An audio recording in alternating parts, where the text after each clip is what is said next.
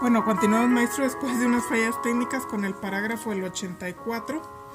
Nos dice, pues, don Sammy, que hay que tomar, pues, la historia completa de los sufrimientos del paciente y hay que oír, ver, discernir lo más extraño del caso y tomar nota con exactitud, y tenemos que guardar mucho silencio, no interrumpir al paciente y para ver, pues, avisarle, pues, al paciente que hable pausadamente, que hable lento, que no hable rápido, para poder anotar lo que tenga más de importante del caso.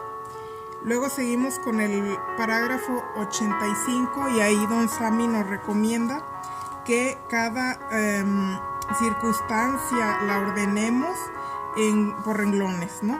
Uno debajo de otro, pero bueno, don Sammy es muy cuadrado. Entonces él da esa manera de hacer la historia clínica, pues es muy su manera. A mí no me gusta y creo que a varios no nos gusta, pero bueno, él así lo hacía, así nos recomienda que sea por renglón, que dejemos pequeños espacios para después agregar explicaciones y que sean las explicaciones muy detalladas, muy explícitas. Eso nos recomienda don Sammy en el parágrafo el 85. Luego en el 86 nos aconseja que nos regresemos, por eso que ya anotamos en lo de cada renglón, nos regresemos en cada síntoma solicitado y ahora sí la información que sea lo más precisa posible, volver a leer, o sea, los síntomas uno a uno delante del paciente para hacerle las preguntas y que él describa con sus palabras, sus propias palabras, de una manera sencilla todo lo que nos acabó de contar. Y en el parágrafo 87 nos dice don Sammy que las preguntas no las tenemos que sugerir de que nos contesten sí o no, porque esas no sirven y nos dan un cuadro falso.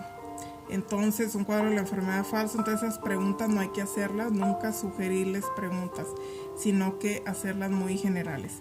En el parágrafo 88 nos dice que el estado mental, el estado de ánimo, pues lo vamos a preguntar y nos dice que estamos obligados a preguntar todo eso, pues, para entrar en detalles los más especiales, para, bueno, hacer el cuadro, como dice él, y la mejor consulta al paciente. Entonces, puede haber expresiones ahí generales y eso es muy importante preguntarle al paciente, ¿no? Su estado mental, su estado de ánimo y todo eso. Y en el parágrafo 89 nos dice don Sammy que el cuadro de la enfermedad, cuando es simulada, o sea que no es realmente verdadero, hay gente que suele fingir enfermedades, que nosotros estamos en la libertad y estamos obligados a preguntar con más precisión y con más detalles para, pues sí, dar con la verdad, ¿no? Cuando es simulado. Y en el parágrafo 90, salud. En el parágrafo 90 nos dice que hay que anotar los detalles, además anotar lo que observamos, sobre todo, o sea, primero anotamos lo que ya nos platicó el paciente, lo que oímos, ¿no?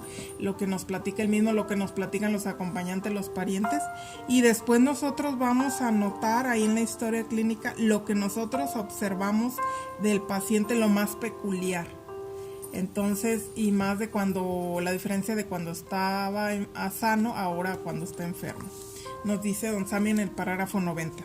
Y en el parágrafo 91 nos dice que los síntomas y sensaciones del tratamiento médico no dan un cuadro veraz. O sea, cuando la persona está medicada, pues ahí está bien difícil ver la forma original de la enfermedad original.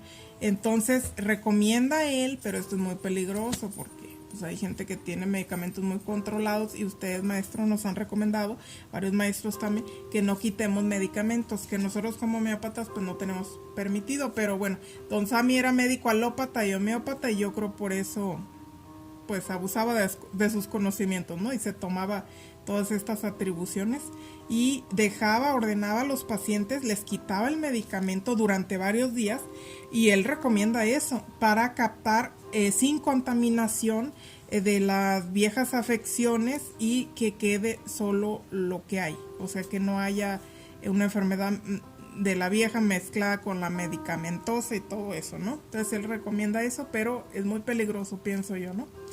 Y en el parágrafo 92 nos dice que la enfermedad, cuando es rápida y muy grave, hay que observarla muy bien, porque hay que diferenciar entre la enfermedad natural, lo que comentaba yo en el parágrafo 91 de mi explicación, la enfermedad natural contra la enfermedad medicinal. La enfermedad medicinal, o sea, ya están pues todos dopados, ¿no? Con tanta alopatía que toman. Es una enfermedad más grave y es más seria, los riesgos son más serios porque hay más efectos y hay más efectos secundarios, más consecuencias, como ya sabemos y lo hemos visto en muchas personas, que la enfermedad natural. Entonces dice que hay que ayudar y actuar muy rápido en esto, a dar un medicamento por lo mismo, porque a veces la enfermedad medicamentosa está mezclada con la enfermedad natural y se hace una enfermedad muy grave y muy rápida y muy alterada, o sea, se altera todo ese merequetengue y eso lo vemos hasta en la actualidad, entonces hay muchos riesgos. Y en el parágrafo 92 nos dice don Sammy que hay que interrogar en privado a familiares del paciente y a pacientes y deben mencionar las circunstancias de la enfermedad crónica. Esto es muy importante y nosotros les tenemos que insistir en las circunstancias. Y vienen una serie de preguntas que nos sugiere, o sea, cómo estaba antes, a partir de que enfermó, no sé, de esto, o sea, todo es muy importante ahondar en esas preguntas, por qué, cómo, cuándo y dónde, ¿no? Las circunstancias, o sea, eso es muy importante que preguntemos y ahondemos mucho, porque no recuerdo en qué otro parágrafo, pero don Sammy nos dice que ahí se nos va, ¿cómo dice él? O sea, con ese tipo de preguntas las respuestas nos va a ayudar a dar más rápido con los medicamentos.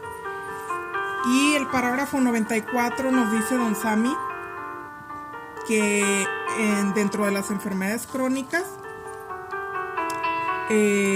son muy importantes las circunstancias particulares de la enfermedad, la ocupación del paciente, su tipo de su dieta que come y su manera de vivir es muy importante también.